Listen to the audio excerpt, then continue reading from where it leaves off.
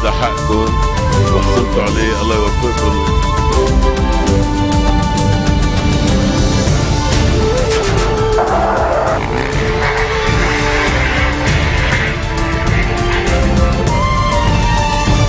Good afternoon and thank you for joining us on Future TV. I'm Linda Tamim and these are today's top stories. Progressive Socialist Party leader Walid Jumblat stresses the importance to reform public administrations to ensure the success of the implementation of the new wage scale.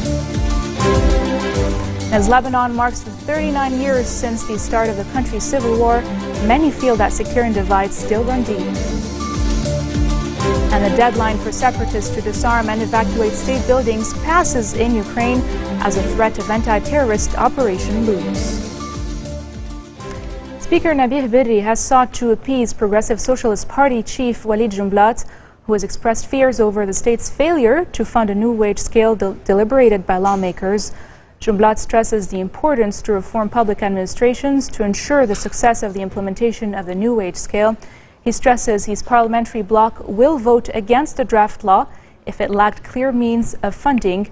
The joint parliamentary committees have given the green light to the pay rise, which has been put on the agenda of the legislature on Tuesday for approval. Despite the move, the SEC has warned it will hold an open-ended strike and boycott the correction of official exams if Parliament fails to meet its demands. President Michel Sleiman stresses that the new wage scale is a legitimate right to those demanding it, but the people's interests must be taken into consideration before endorsing it.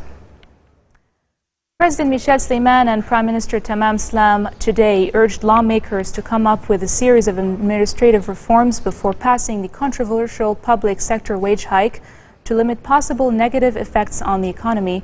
Stemming from our keenness to preserve the right of citizens, discussions in Parliament should focus on creating a balance between revenues and expenditures so that the wage hike will not negatively affect the economy and burden citizens with additional taxes, Sleiman and Salam said in a joint statement.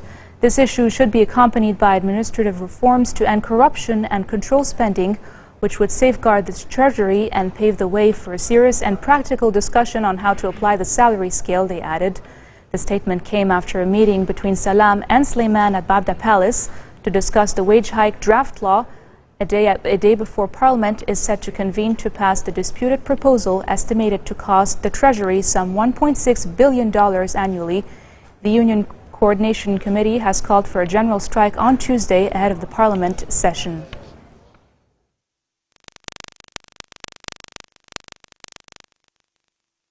Today marks Lebanon's civil war anniversary. Although many Lebanese people still feel that sectarian divides still run deep, the story is recalled in this report. 39 years have passed since the Lebanese civil war came to an end. But in fact, many in Lebanon believe the civil war did not in fact end. Truth be told, that military operations did stop by the end of 1990 and that Lebanon did lose its independence and sovereignty during 1975. And arms are now no longer limited to the army. Regardless of all these things, Lebanon is still wallowing to restore its losses. April 13, 1975 cannot be recalled without remembering the two rival parties back then, the Lebanese Front on one hand, and on the other hand the National Movement, which adopted the full Arabism of Lebanon and fought with the Palestinian Liberation Organization against the Lebanese Front. Despite the differences between historians over April 13th, the fact remains that a bus carrying a group of Palestinian refugees and their Lebanese supporters was the spark that ignited the Lebanese civil war. Enduring for 15 years between 1975 and 1990, the war left around 200,000 people dead and an estimated 17,000 others missing. The Israeli army also occupied Lebanon during and after the war, only withdrawing its troops in 2000. The Ta'if Agreement, brokered in Saudi Arabia, put an end to the Lebanese civil war in 1990.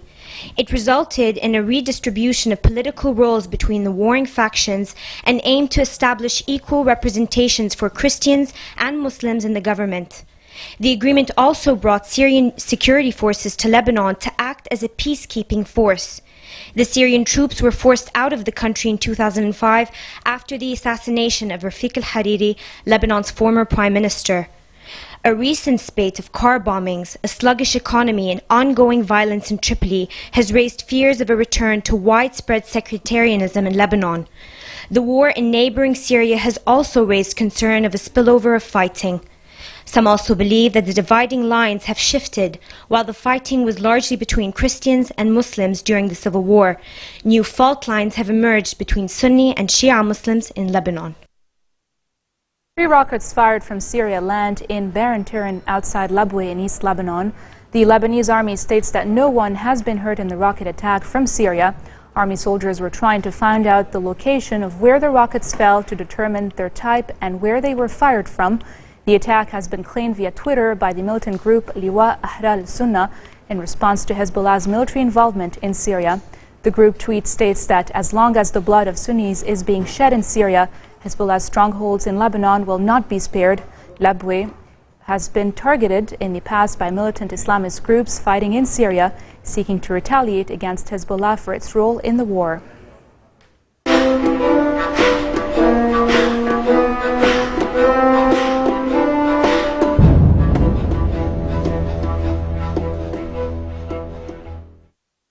Syrian government troops have seized 2 towns, one of them an ancient Christian hamlet north of Damascus, as part of the military's relentless offensive along the rugged frontier with Lebanon. Syria state news agency says forces loyal to President Bashar al-Assad captured Sharqa early today, before also quickly sweeping rebels out of the nearby town of Malula. The Syrian Observatory for Human Rights, which has a network of activists on the ground, confirmed that both Sharqa and Malula had fallen to government forces. The recapture comes after a string of successes of the regime in the strategic Kalamoun region, including the seizure of the former rebel bastion of Yabrud last month.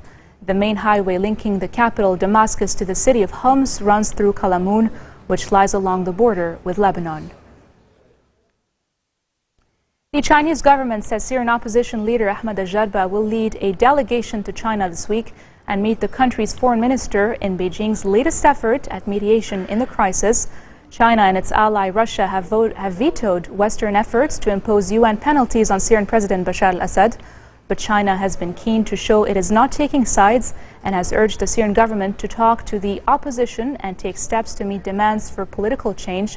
The country has played host to both opposition and government delegations, though to little apparent effect.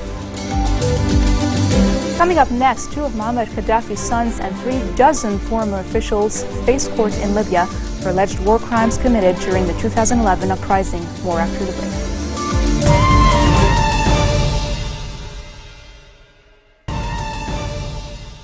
Welcome back. Egypt's ex-army chief Abdel Fattah al-Sisi has officially submitted his bid to run for president, with his lawyer handing over the required documents to the authorities.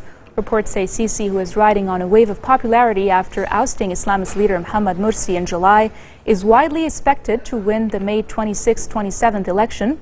The 59-year-old had declared his intention to run for president in late March.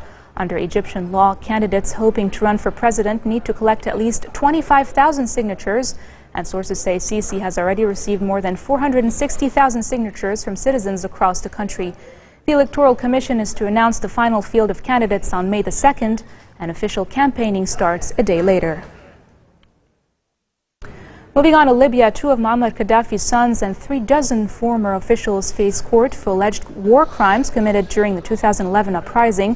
Saif al-Islam Qaddafi and his younger brother Saadi face court on charges including murder and plundering state coffers. Their co-accused include the former intelligence chief Abdullah al-Senussi and former prime ministers al-Baghdadi al-Mahmoudi and Bouzid Dorda. For prosecutors, it is a chance to finally call to account key members of the Qaddafi regime for alleged crimes committed during the uprising and the decades of dictatorship that preceded it. Security is tight at Tripoli's Hadba prison, which has been turned into a fortress protected by barbed wire, armored cars and machine guns. Prosecutors say more than 200 witnesses have been interviewed and more than 40,000 pages of evidence assembled, along with video and audio evidence that allegedly shows the defendants giving instructions to security units to open fire on protesters. Towns in eastern Ukraine are bracing for military action from government forces as a deadline passed for pro-Russian separatists to disarm and end their occupation of state buildings or face a major anti-terrorist operation. As the 9 a.m. deadline issued by authorities in Kiev expired today, reporters said there was no outward sign the rebels were complying with the ultimatum in the city of Sloviansk. Angered by the death of a state security officer and the wounding of 2 comrades near Sloviansk, acting President Alexander Turchinov warned rebels on Sunday that a full-scale security operation that would include the army will be unleashed unless they met the deadline. EU Foreign Policy Chief Catherine Ashton expresses growing concern over tensions in Ukraine as she arrives to discuss more sanctions against Russia and a possible police mission to Ukraine with EU foreign ministers in Luxembourg. But of course, the main part of our discussions, which we'll take this afternoon, is on the situation in Ukraine. I think a number of reflections. First of all, our growing concern about what Russia is doing, the reports that are coming out of unrest in the eastern part of Ukraine, trying to call for calm, trying to make sure that people can use democratic means to talk about the future of their country as we look to the presidential elections and beyond. What we need to do is use the meeting in Geneva to start talking about how we de-escalate the situation. It's absolutely vital that we find a suitable way through this that's going to bring peace and stability to the whole country. A blast at a bus depot on the outskirts of the Nigerian capital of Abuja has killed dozens of people during the morning rush hour. The blast around 7 a.m. in the Nyanya Motor Park destroyed more than 30 vehicles and caused secondary explosions as their fuel tanks exploded and burned. Reporters saw rescue workers and police gathering body parts. No group has yet claimed the apparent attack, but suspicion is likely to fall on Boko Haram, an insurgent group blamed for killing thousands across northern and central Nigeria since 2009. And now for news around the world in brief. An autonomous underwater vehicle is to be deployed in the search for the missing Malaysia Airlines plane after nearly 6 weeks of fruitless searching. Searchers say they are confident they knew the approximate position of the wreckage of the Boeing 777, some 1,500 kilometers northwest of Perth, and say they are moving ahead on the basis of 4 acoustic signals they believe were from its black box recorders. Communities in northwestern Michigan are cleaning up after a string of strong thunderstorms blew throughout Saturday night, leaving widespread property damage and thousands of people without power. The storms uprooted huge trees, sending them onto homes and cars. Roofs were blown off of sheds, barns, hangars, and schools. At least 11 people have died after a forest fire raged through the Chilean port city of Valparaiso. The fire started on Saturday and destroyed more than 700 hectares of forest and at least 1,000 homes, forcing thousands to flee, according to local authorities. About 1,200 firefighters battled the blaze, dropping water on the flames by plane and helicopter. The suspect in the Passover Eve killings of 3 people at 2 Jewish community centers in the Kansas City area is scheduled to appear in court to face murder charges. 2 males were shot in a parking lot outside the center, one dying at the scene and the other at a hospital later.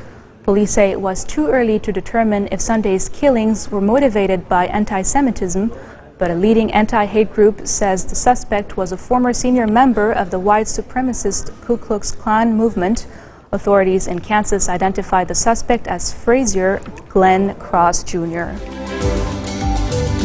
This marks the end of our bulletin for today. Now for a quick recap of our top stories.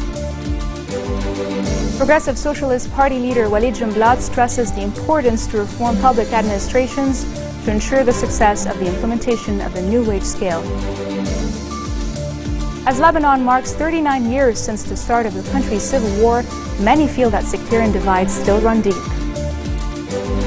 Finally, the deadline for separatists to disarm and evacuate state buildings passes in Ukraine as a threat of anti-terrorist operation looms.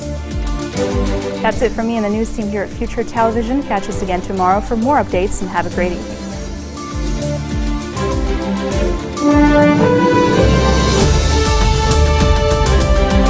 هيدا حقكم وحصلتوا عليه، الله يوفقكم.